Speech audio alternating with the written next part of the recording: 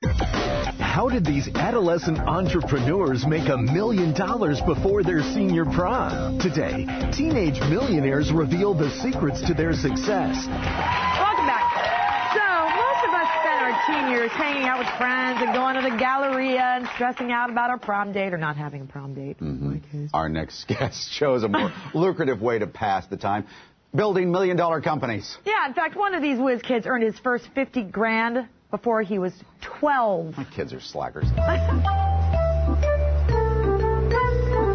Cameron Johnson's business career kicked into high gear at age 8.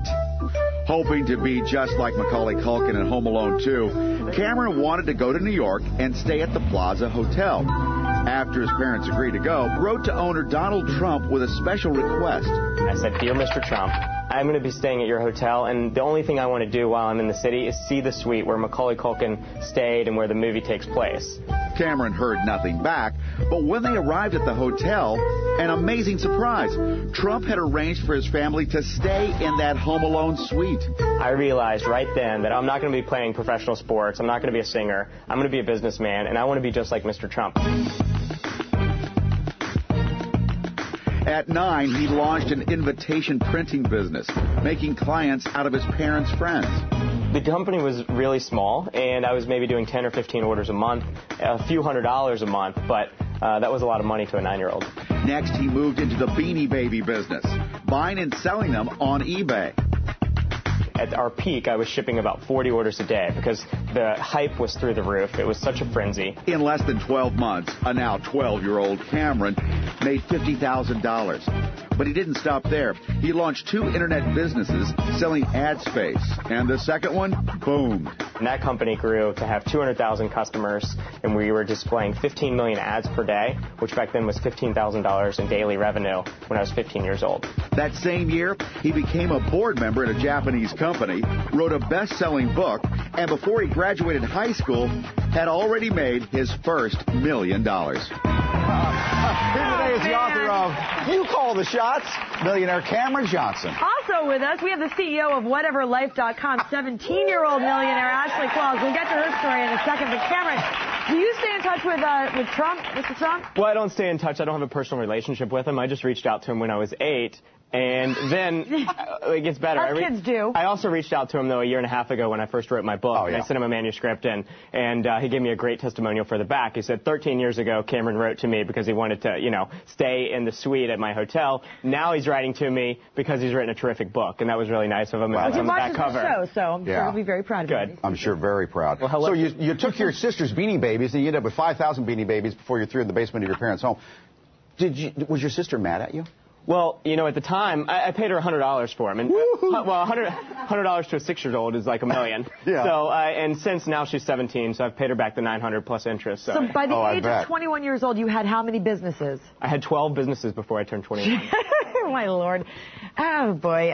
This makes you feel like a loser, doesn't it, Mike? Yeah. Well, we're going to find out the keys to your success you can pass along to other kids and all of us in just a second. But Ashley, wow. When did you start your $1 million project? I started it, I was 14, and it's called WhateverLife.com. And I actually created it just for fun, and it was... What is it exactly? You're designing web pages? Yeah, essentially. I mean, it's actually MySpace layouts and graphics, and you can actually go on the site, and it's all free, and you can learn how to build your own website. How many people a month get in touch with you to build a website? Well, there's on the site a day is about 100,000 to 250,000 different. My gosh!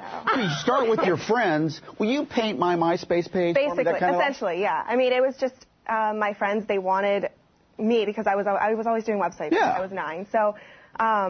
They asked me, I learned the code, and I started posting them on the site, and it grew. How long do you think it's going to be before somebody comes to you and wants to buy you out? People have offered already. Oh, man, I can't. There's been a lot of offers, but it's so much fun to do it. I mean, it's a great thing to do when you find something you love. Hold on a second. How much you make in a month now? At 17. On average, 50 to 70,000. Yeah. How Okay, so you bought a house, though, right? You bought the house. I bought a house. And you live in it with my mom right now. Can you tell us how much the house was? It was about $250,000. Okay, so Cameron, do you have a house? I do. I bought my first house when I was 19, and I actually just sold it a couple weeks ago, thankfully, with this market, right under $400,000. $400,000. Yeah, nicely done. Yeah. When we come back, I wish my kids would get out of bed. Cameron reveals how you can become a millionaire as well. We needed a good excuse to play a little bit of hip-hop. Hell yeah. All right, we're back with millionaire Cameron Johnson. He made money. He's had 12 companies by the time he was 21 years old. Also CEO of WhateverLife.com, 17-year-old Ashley Qualls. She's a millionaire as well. Yeah, Cameron was telling us in the commercial break, now that he's 23, ooh, all grown up, he takes 5 months off a year just to travel. Everybody out there wants to know, especially the parents, how can our teens make $1 million before their senior prom?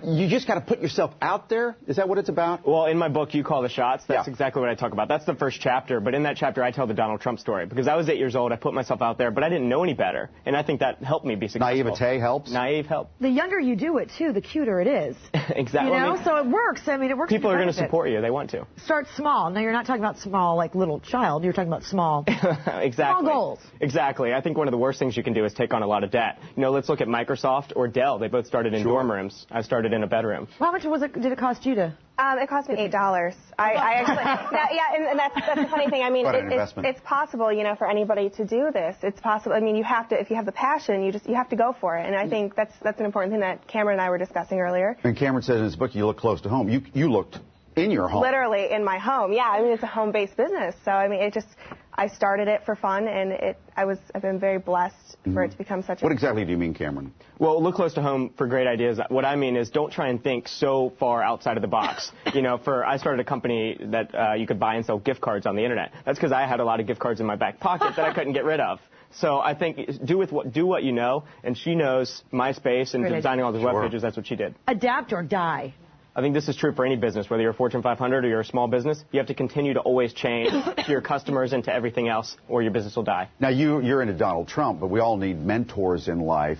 If you can't meet somebody big and famous like that, what do you do? Well, I think one option is to read books. I read books on Bill Gates, Michael Dell, Donald Trump, Richard Branson growing up, and they were like mentors to me, even though I didn't have a personal relationship. I read the Donald Trump book, too, when I was in college. How much do you have?